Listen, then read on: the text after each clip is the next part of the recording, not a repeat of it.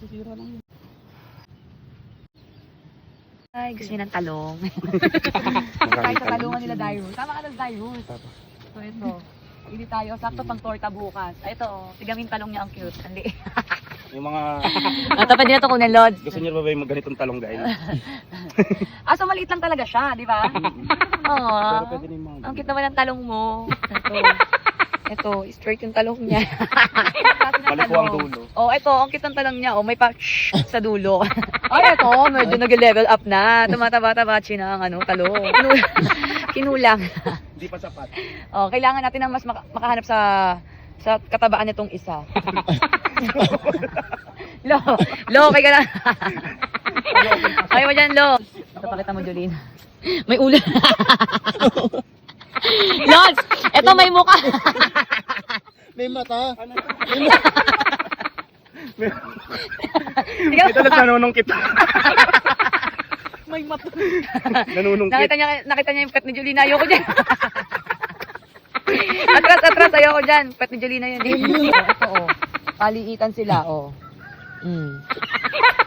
Ay, ayun, oh. Ang taba ng talong na yun, oh.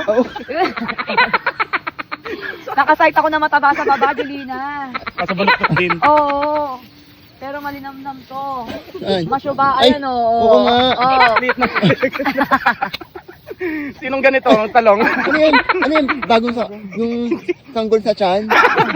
Dito mo makikita yung iba't ibang klase ng talong. Okay, oh my gosh, andito pala. So, next time, totoong talong na yung maha-harvest natin. Yung makikita natin. Ngayon, practice lang daw to. Ganito pala yung feeling makikita ng talong. Yung talong ni Kuya. Ito, mahabang manipis. Kuya, palaki mo muna yan, Kuya. Ang kita mo ng talong ni Kuya. Syara. Ayun, no, grabe baluktot nitong isa, oh. Ito. Dili na. Huli ka! Huli ka!